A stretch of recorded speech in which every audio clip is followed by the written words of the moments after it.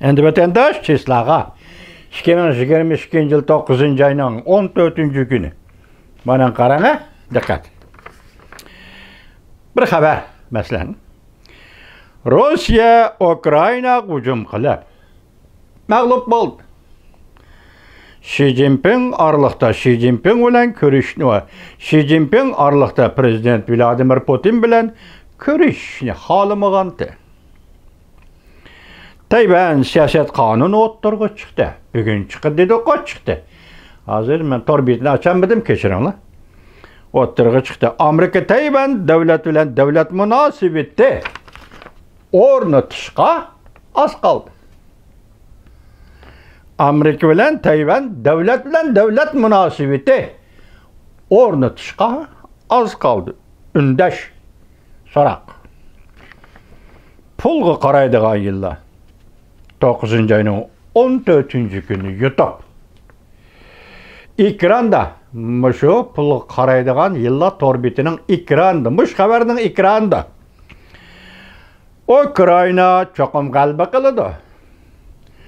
Vladimir Putin biron chopqin ichida taxtdan tushdi. 105 nafar Duma a'zosi Vladimir Putinning taxtdan tushishini talab qildi. Biz boshda nima dedik? Bir odam, ikki odam dedik. Endi hozir ma xabarda 105 Dumaning a'zosi prezident Vladimir Putinning taxtdan tushishini talab qildi. Vladimir Putin taxtdan tushamdi. Rossiya armiyasi og'ir zarbaga uchirdi. Rossiya parchalandi. Rossiyaning yemirilishiga tayyorlik qilish. O'tganda bir dedik-ku, endi bugun yana bir kel. Prezident Vladimir Putin taxtdan tushsa, Xi Jinpingning haqiqiy qiyofati siyosiy bo'ron chapqonga duch kelishi. O'xshash bir vaqtda Xi Jinping O'rta Osiyoni ziyorat qildi. O'rta Osiyoni Jungoga birlikka keltirish uchun tayyorlik qilindi. Bugungi O'rta Osiyoni Jungo o'ziga qo'shib olish uchun birlikka keltirish uchun tayyorlik qilindi. O'rta Osiyoni Jungoga birlashtirish, tayyor qilishni o'rinlashtiramdi. Yoki tayyorlik qilishni o'rinlashtiramdi. Bundaq chaqda Tayvan siyosat qonuni o'ttirib chiqdi. Kendiniz vatandaşım, nima deydi? O'rta Osiyoni birlik keltiramdi Jungo. Yoki O'rta Osiyoni birlik keltirishdan Jungo tayyorlikni boshlamdi, tayyorlik qilamdi. O'rta Osiyoni birlik keltirishdan Jungo o'rinlashtiramdi, shunda o'rinlashtiramdi. Ko'rib qo'yinglar. Men bu xabarning hozirgi vaziyat, hozirgi dunyoda Jungo mushini qila oladi desa, men o'zimcha buning 80% rad qilaman, lekin 20% atrofida gumonda qolaman vatandosh. Bir davlatning kengaymichiligi, tajovuzchilik asos jihatdan aytganda bir tavakkalchilik. Har qanday tarixning har qanday bobi qara, tavakkalchilik. Bu tavakkalchilikni keltirayotgan hodisa davlatning ichki ahvoli va tashqi ahvoli. Seni sakrab chiqishga, tomg'i sakrashga, g'oljirishda tomg'i sakrashga majbur qiladi. Bo'libmi buning xarakteri beshi mustabid davlatlar uchun bu tarixning butun jarayonida qonuniyatda vatandir.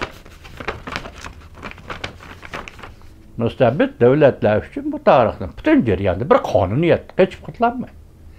Mushu nuqtadan aytganda 20%lik asos bilan Rossiya zaiflashdi. Rossiya Ukrainada mag'lub bo'ldi. Ukraina xalqi vatan urushi bilan Rossiyaning tajovuzchi armiyasini mag'lub qildi. Hozir urush vaziyati, Rossiya va Ukraina o'rtasidagi urush vaziyati intayin zo'r o'zgardi. O'tganda men sizlarga leksiyamda 7 kun ichida tuyuqsiz yuz bergan o'zgarish dedim. Uni halqılık paytlarning programmasining apandisi nima dedi? 2 kun ichida dedi. Nima dedi? Kharkov'dan çıkıp gitti, İzyum'ni Qorshawga aldı. Rusya askerleri teslim buldu, çekindi. Pulunu halkılık beytler programısı 2 gün içinde 100 bedi dep bulup kendi sual koyup bu nimi eş ne demek endi. Nimi eş degende bunun manisi 15. 16. günü Prezident Vladimir Putin bilen Reis Xi Jinping Samarkandda uçuruşudu. Demek Prezident Vladimir Putin ve Rusya armiyasının Ukrayna'daki mağlubiyetini Reis Xi Jinping'e soğuk salam kılıp tutamdı. Yaki Reis Xi Jinping'e teyyarlagan soğuk salam oldu. Bugün Kazakistan kabul kıldı. Kazakistan kabul kıldı. Bu iki devletin münasebeti onun çatak yok. Bırak bizden vatanımız Uyguristan'dan Şinjan'dan çıkıp hazır Kazakistan'da yerleşken bazı Kazak karındaşlarının ata-analары, balı çakılları vatanda Xitay'dan Azerbaycan'da hazır Kazakistan hükümeti muşulağa tehdit selip degендek yoki cemiyet tertibine qo'g'izda işilen degендek sel avvar qilgandek bularni shunda xabarlar yetib keldi. Bu Kazakistan bir demokratik devlet üçün aytganda ortiqcha gap edi. Yangi mustaqil bo'lgan Kazakistan üçün aytganda ortiqcha gap edi. Bugun uning ulanib kelgani Prezident To'qayevning aeroplan stansiyasiga chiqib Reis Xi Jinpingni qarshi elishi bu bir yana qaytdi. Ortiqcha ish bo'ldi vatandosh.